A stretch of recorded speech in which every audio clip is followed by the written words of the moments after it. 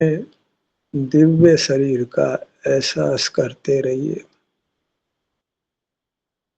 ये अपने संग रहना है, स्वाधीन रहना है, असंग रहना है, स्ववश रहना है।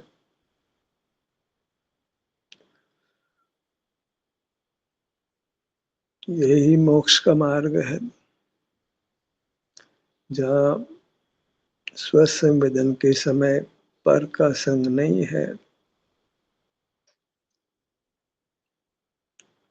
अतीन्द्रियपना है, वितरागपना है। कर्म का बंधन नहीं है, अपितु कर्म की निर्जरा है। इसी क्रम में कर्म क्षय होकर हम परमात्मा होंगे।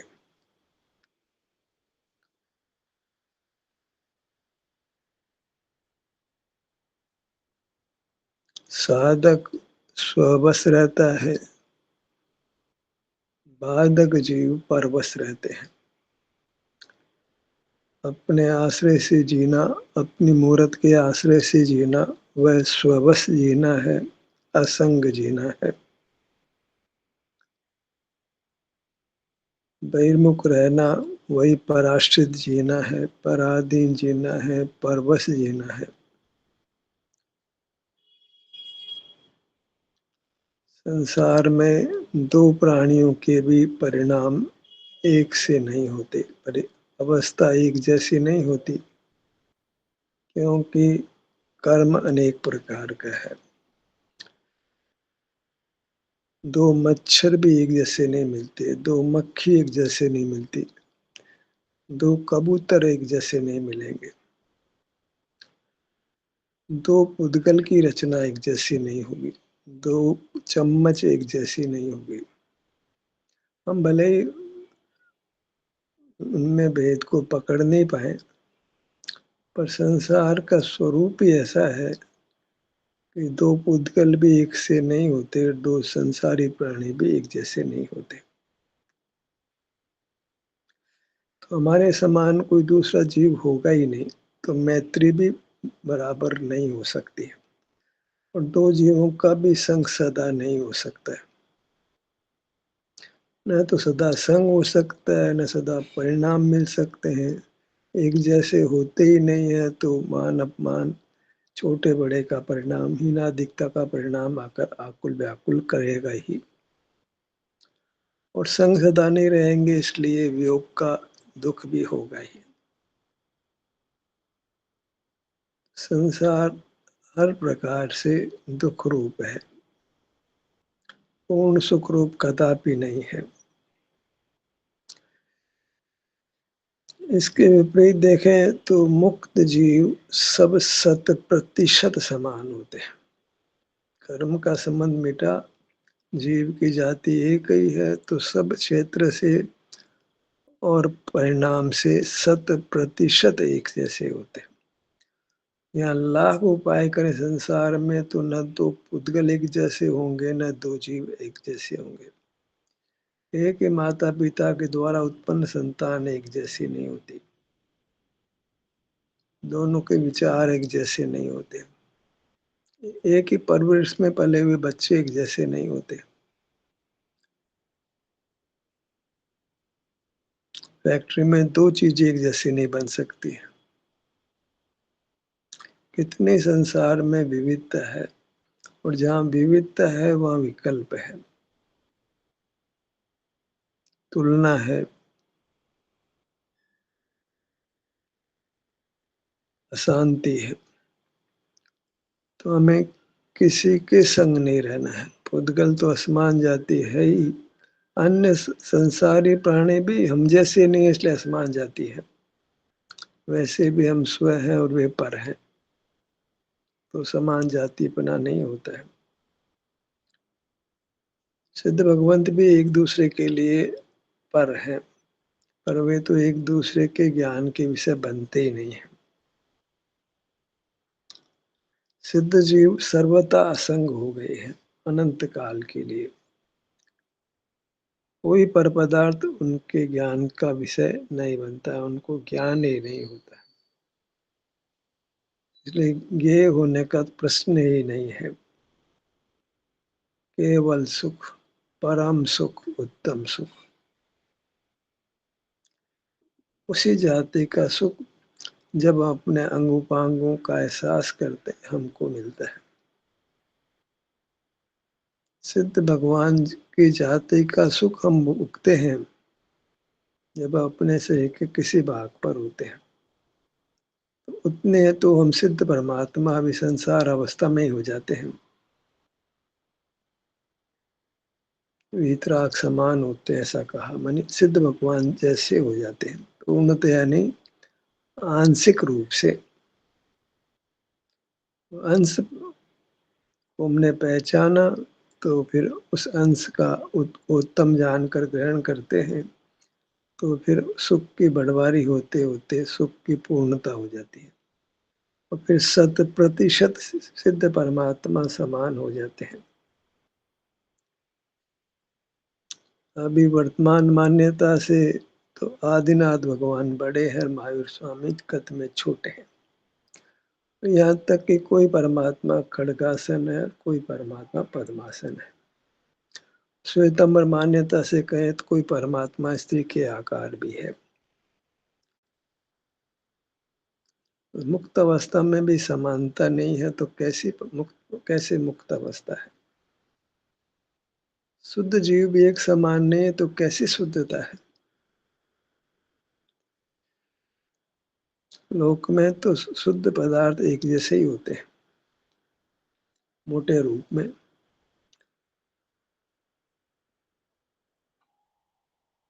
हम हमारी मैत्री क्योंकि समान प्राणी नहीं है इसलिए बराबर नहीं हो सकती अन्य जीवों के साथ में। तो किसी का भी संग करें, अल्पाधिक आकुलता हो नियम से होने वाली है।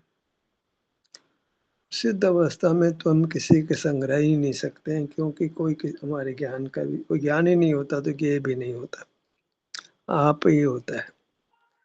और कोई कष्ट नहीं है कि आप अत्यंत सुखरूप होता है, असीम सुखरूप होता है।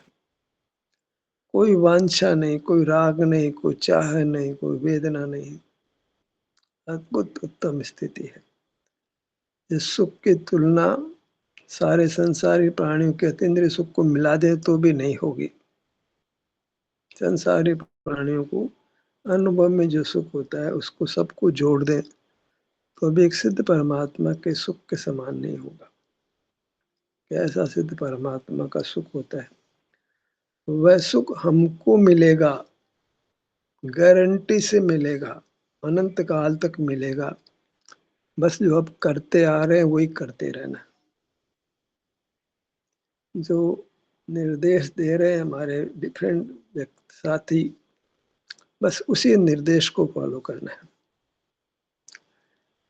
तो अत्यंत अच्छी बात है कि सब निर्देश एकदम उत्तम दे रहे हैं, प्रशंसनीय दे रहे हैं, भाव समझ कर दे रहे हैं, मोक्ष मार्ग पर चल कर दे रहे हैं, अनुभव करके अनुभव की दिशा बता रहे हैं।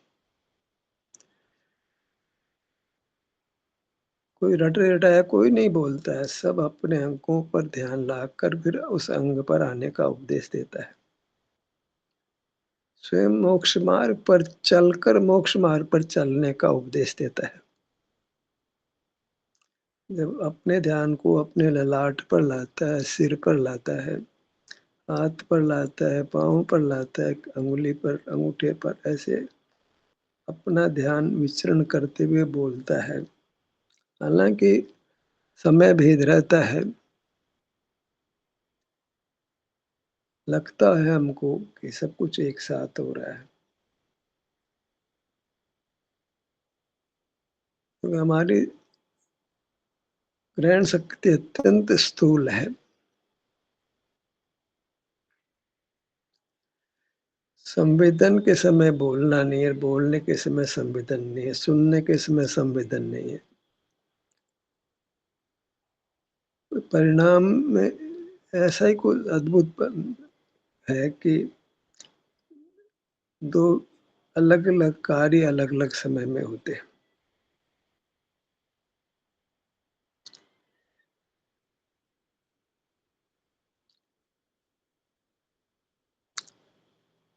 ध्यानाभ्यास करते हुए हम असंग हो जाते हैं। घर में रह रहे हैं, वस्त्र पहन रहे हैं,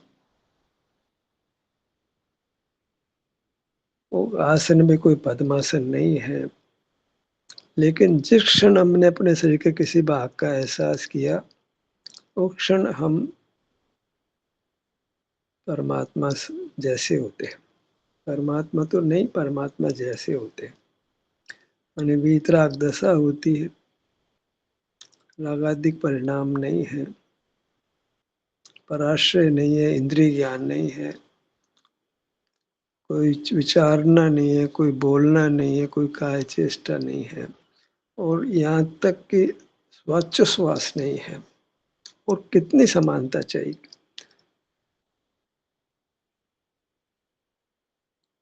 उस समय जन्म नहीं है, मरण भी नहीं है।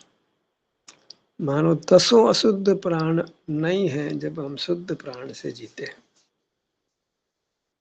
जब अपने शरीर के किसी भाग की स्वास्थ्य की स्थिति का अनुभव करते हैं, तो उस समय दसों अशुद्ध प्राणों से मुक्त होते हैं।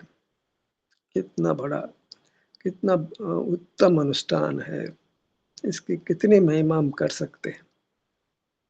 सिद्ध भगवान को शुद्ध प्राण नहीं, और हमको भी अनुभव के क्षण क्षण अशुद्ध प्राण नहीं, और शुद्ध प्राण है। अशुद्ध प्राण का नहीं होना, शुद्ध प्राण का होना है। शुद्ध प्राण में सुख सुख अल्प हो अधिक हो ये भेद तो होगा, पर सुख होगा उसी जाति का होगा जो सिद्ध भगवान को होता है। कहने का आशय यह है कि हम अपने ध्यान को किसी भाग पर लाते हैं, ललाट पर लाते हैं कि सिर पर लाते हैं, हथेली पे लाते हैं कि पगतली पर लाते हैं, उसकी महिमा हम शब्दों से नहीं कह सकते। लाख करोड़ जीव भी बनाए जाएं तो उसकी महिमा नहीं कही जा सकती। जो कार्य हम कर रहे हैं, अपने ध्यान को अपने किसी भाग पर लाते हैं, तो वह भाग दिव्य है और उसका अनुभव भी दिव्य है, और उससे हम देव होते हैं, परमात्मा देव होते हैं, देवगति के देव नहीं। चार गति के देव जीव नहीं रहते उस समय, हम पंचम गति पा लेते हैं। परिणाम की ओर से देखें तो, शुद्धता की ओर से देखें तो जो शुद्धता प्रकट हुई है, वह संसार के प्राणी के परिणाम की जाति की नहीं है, वह सिद्ध परमात्मा के परिणाम की जाति की है। लोग इसको इतना हल्का ले लेते हैं। ये क्या हो रहा है कि ध्यान को आंखें बंद करो, ध्यान को ललाट पे ले आओ, सिर पे ले आओ, हाथ पे ले आओ, पाँव पे ले आओ। कोई जिनवाणी नहीं, कोई दर्शन नहीं, कोई पूजन नहीं, कोई स्वाध्याय नहीं, कोई तीर्थ यात्रा नहीं, कोई ध्यान नहीं, कोई दया नहीं। ये कैसा मोक्ष मार्ग है। मोक्ष मार्ग की सम्यक कल्पना भी नहीं करते जीव की। मोक्ष मार्ग, सच्चा मोक्ष मार्ग क्या होता है। ये भी कोई मोक्ष मार्ग है कि ध्यान को पेट पे ले आए, सीने पे ले आए, हाथ पे ले आए, पैर पे ले आए। अरे भाई यही मोक्ष मार्ग है, इतना ही मोक्ष मार्ग है। यही असंग दशा है, स्ववश दशा है, स्वाधीन दशा है, वितराग दशा है, शुद्ध प्राण रूप दशा है, परमात्मा जैसी दशा है, जिनेन्द्र परमात्मा जैसी दशा है। यही इंद्रिय जय, इंद्रिय निग्रह, इंद्रिय संयम की दशा है। कोई इसमें कमी निकालता है तो समझ लीजिए उसको मोक्ष मार्ग नहीं है। ये अत्यंत पवित्र परिणाम है। किसी भी भाग पर आके हम माँ के स्वास्थ्य का अनुभव करते हैं तो हम कर्म के बंधन से, मोह के वश से छूट गए हैं। मोह ही मुख्य बंधन है। उस समय मोह का परिणाम नहीं होता, हमने मोह की सेना को उक्षण जीत लिया। जितमोह हो गए। पहले इंद्रियजय हुआ, उसी समय फिर जितमोह हुआ, और थोड़े काल में हम क्षीण मोह वाले होके परमात्मा होंगे। ये परमात्मा होने की दिशा है।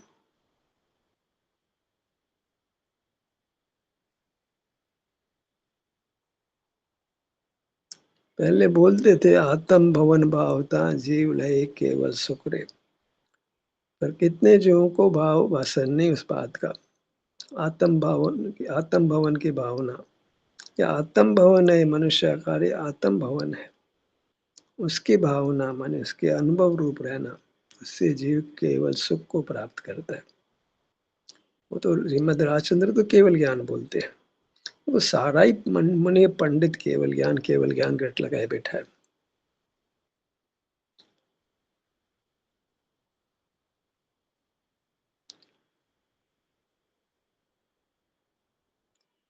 सारे वाणी में भांग पड़ी है, सारे कुएं में भांग पड़ी है, ज्ञान की भांग पड़ी है, इंद्रिय ज्ञान की बात जिनेंद्र होने की करते हैं, और मूर्त पदार्थों की ज्ञान की बात करते हैं। कैसा पूर्वा पर विरोध बात है। मूर्त पदार्थों का ज्ञान ही तो इंद्रिय ज्ञान कहलाता है। भगवान को इंद्रियातीत भी बोलते हैं, इंद्रिय ज्ञान मूर्त पदार्थों ज्ञान भी बोलते हैं। कारण क्या है कि पहले श्रद्धा थोप दी गई कि शास्त्र में लिखा है वो सही है, तो वहां फिर विचार उठता ही नहीं है, चिंतन उठता ही नहीं उस दिशा में। जब किसी बात को पहले ही सत्य मान लिया जाता है तो वो आपको उसका चिंतन, उसका परीक्षण होता ही नहीं। और ये सब धर्मावलंबियों की ये स्थिति है। कोई कोई जीव अब धर्म परिवर्तन करता है, एकदम कोई जीव धर्म में अंधता देख करके उस धर्म को छोड़ देता है, एकदम विरल जीव। जितने धर्म उपलब्ध हैं सभी को छोड़ना पड़ेगा, और एक अपना धर्म अंगीकार करना पड़ेगा, जिसको बोले आत्म धर्म कहें, हमें कहेंगे उस शरीर का धर्म को। वो तथाकथित जैन धर्म नहीं है जो आज पाया जाता है, केवल ज्ञान वाला, अनंत गुण वाला, भगवान को सिद्धालय में विराजमान करने वाला, धर्मास्तिक आकाश का अकाल की कल्पना करने वाला, पृथ्वी का एक, जल का एक, अग्नि का एक, वायु का एक की कल्पना करने वाला, दर्शन ज्ञान को साथ होने की कल्पना करने वाला,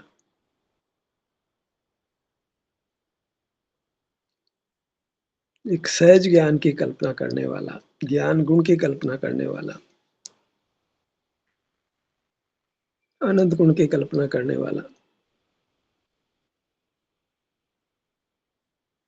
वो स्त्री को ही मोक्ष होने की कल्पना करने वाला।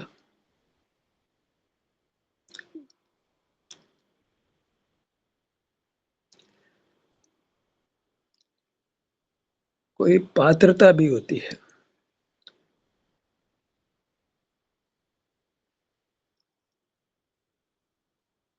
उपदेश भी पात्र को ही दिया जाता है,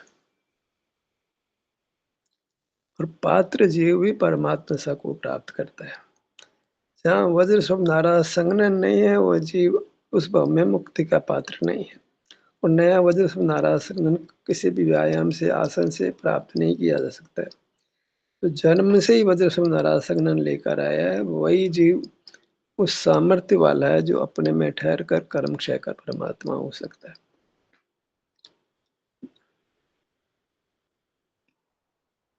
और जो अनुभव कर लेता है वह फिर वज्र सब नाराज संगन नहीं पाता है मनुष्य पर्याय में।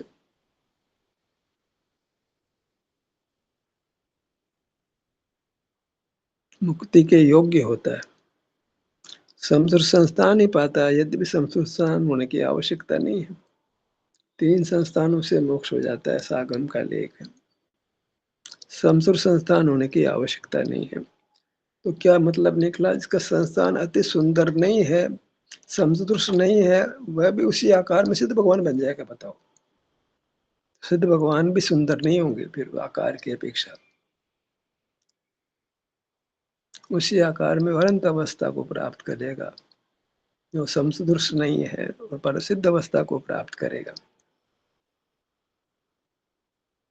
ऐसा नहीं कि आप संस्कृत संस्थान लेके नहीं और बाद में संस्कृत संस्थान बन जाएगा, नहीं बनता है। संस्थान बदलता नहीं, संगठन बदलता नहीं। इतनी चर्चा की आवश्यकता नहीं है। मैं सिर्फ इतना कहना चाहता हूँ कि अंधश्रद्धा नहीं करनी। मार्ग सपाट है, ज्यादा चिंतन का नहीं है। जब चिंतन करने लगते हैं, स्वाध्याय करने लगते हैं, तो फिर अनेक इस प्रकार के विकल्प उत्पन्न होते हैं। जो जैनों में भी भेद पड़ रहा है, कोई 20 पंथ, कोई 13 पंथ, कोई श्वेतांबर पंथ, कोई रूंडिया पंथ, कोई मंदिर मार्गी, कोई स्थानकवासी, कोई तारण स्वामी वाला, कोई कांजी स्वामी वाले, कितना भेद हो रहा है, बताओ। इतने प्रकार का मोक्ष मार्ग होता है। सब अपने को सही मानते हैं। सही तो एक ही होगा। जो विरुद्ध बातें कर रहे हैं, सब सही कैसे हो सकती है? तो जो जिसमें पहुंच गया उसको मान लेता है। माँ बाप जो मानते हैं, बच्चे मान लेते हैं। और अब तो मानने की जरूरत ही नहीं है। कमाओ, खाओ और मस्त रहो, बस। खूब अच्छा पढ़ लो, बढ़िया से बढ़िया पढ़ाई करो, और बढ़िया से बढ़िया फिर नौकरी मिलेगी, अच्छी डिग्रियां मिलेगी, खूब कमाओ। फिर माँ बाप को देने की बात भी नहीं, माँ बाप का धन लेने की इच्छा करते हैं। आज का पढ़ा लिखा व्यक्ति कमाता है तो उसमें से कुछ भी शेयर माँ बाप को नहीं देता है। माँ बाप से लेने की अपेक्षा रखता है कि आप जीते जीते अपना धन हमको दे दो। मरने के बाद दोगे तो क्या क्या बात हुई? जीते जीते आप अपना धन हमें दे दो। कहते हैं कि अपनी कमाई का कुछ भाग माता पिता को देना चाहिए। भले माता पिता के पास हो, तुम तुम्हारा कर्तव्य करो।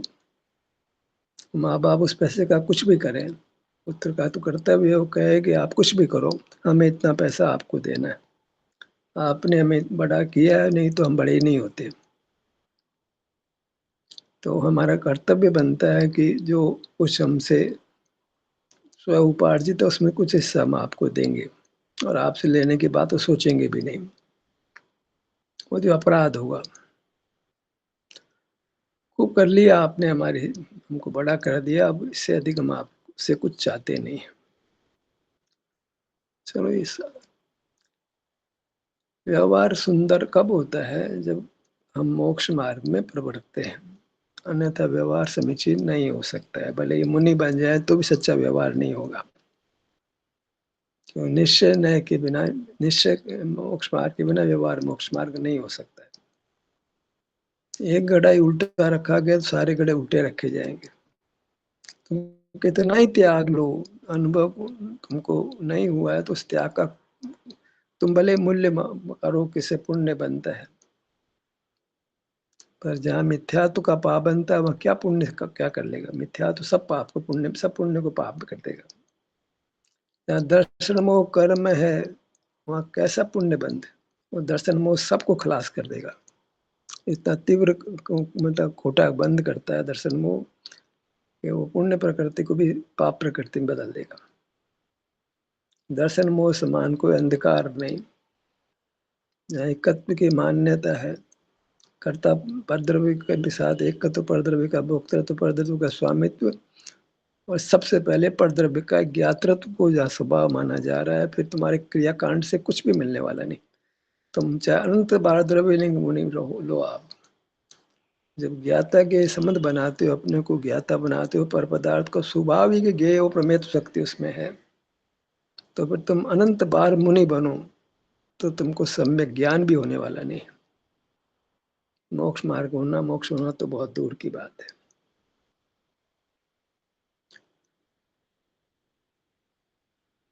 हमें संक्षिप्त मोक्ष मार्ग पर ही चलना है। ये तो बहुत फैल जाते हैं। चिंतन बहुत फैल जाता है, जो सब कुछ मोक्ष मार्ग में बाधक बनता है। अपने मुहूर्त के संग रहना है, उसका विस्मरण नहीं, उसका संवेदन धारावाही रूप से होता रहे। भावना तो ऐसी हो, हालांकि इसमें अभी अवरोध उत्पन्न होगा। श्वास लेने के लिए श्वास आती है तो ध्यान छूट जाता है, पर उससे कोई फर्क नहीं पड़ता है। कर्म की निर्जरा अधिक होती है, बंध अल्प होता है, तो अल्टीमेटली आप कर्म से मुक्त हो जाते हो। 5 की हानि 10 का लाभ तो हानि कब तक रहेगी? जब कर्म की निर्जरा ज्यादा है, बंध कम है, तो बंध कब तक टिकेगा? नष्ट हो जाएगा, समाप्त हो जाएगा।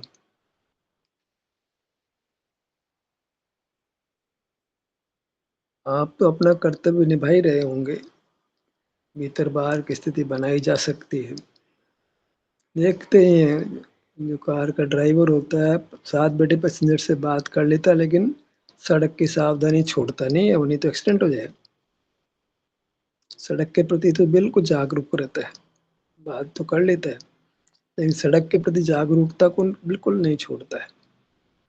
ऐसे ही अपने शरीर के एहसास को हमने करते रहना है, अन्यथा दुर्घटना होगी। स्वरूप की सावधानी नहीं रहेगी तो सुनना बेकार, कोई फायदा नहीं, समय खराब करने जैसा है। सुन लेते हैं, लेकिन एकांत सुनना नहीं हो, समय समय पर शरीर का एहसास करते रहे। ऐसा एक ड्राइवर की तरह संतुलन बनाना है। सड़क के देखने को कभी गौर नहीं करता है, ऊर्ध्व रखता है, मुख्य रखता है। बात तो कर लेता है, लेकिन सड़क के प्रति लापरवाह नहीं, सड़क की दृष्टि को कायम रख करके देख लेता है। इतनी देर तक कोई आ नहीं रहा है तो फिर थोड़ी बात कर लेता है। एक बार रास्ता साफ देख लिया उसने, और जहाँ भी कोई संभावना होती है तो दृष्टि को सड़क के साथ जोड़ देता है, अच्छी तरह से बात करना भी बंद कर देता है। भीड़ ज्यादा होती है तो रुक जाता है, बात करने को रोक देता है। ऐसे ही परिणाम में बहुत विचलन होने लगे तो जीव फिर उस सब विकल्प जाल को छोड़ करके, सुनने को भी छोड़कर शरीर का एहसास होता है। जब शरीर का एहसास करना भूल जाए तो मार्ग ही जाता है। तो सावधान रहता है, कहीं ऐसा नहीं हो जाए कि मैं एहसास करना ही भूल जाऊं। खासकर वृद्धावस्था आती है, शरीर में रोगादिक भी हो जाते हैं, हो सकते हैं, जरूरी नहीं हुई, असक्ति भी हो, नहीं भी हो, तो इतनी साधना उस पर निर्भर करता है। और उस समय खास देखना है कि जैसे जैसे आयु बढ़ती है, शरीर के एहसास का काल बढ़ता है। तो बराबर समझ लेना हमको, जैसे जैसे आयु बढ़ रही है, शरीर के एहसास का समय बढ़ रहा है, तो हम वृद्धावस्था को जीत जाएंगे। और हमें वृद्धावस्था को नहीं जीतना है, मरण को भी जीतना है, निर्वाण पाना है। हर पल हमको शुद्धि में वृद्धि करनी है, कोई आयु उसमें बाधक नहीं बनेगी, मूर्त शरीर उसमें बाधक नहीं बनेगा, परिवार उसमें बाधक नहीं बनेगा, समाज उसमें बाधक नहीं बनेगा। जो जो समय बीतता है, शरीर के एहसास का काल बीतना है, बढ़ना है। लौकिक कार्य भी होंगे तो भी भीतर बाहर की स्थिति इतनी, अंदर जाने की स्थिति इतनी बलवान होगी कि बाह्य कार्यों को, प्रवृत्ति के बीच में भी हम एहसास करेंगे, तो वह एहसास पिछली अपेक्षा हर आगे आगे समय में शुद्धि बढ़े, एहसास का समय बढ़े, तब तो माना जाएगा कि मोक्ष मार्ग में चल रहे हैं। नहीं तो फिर कोरी बातें हैं, बातों से कोई लाभ नहीं।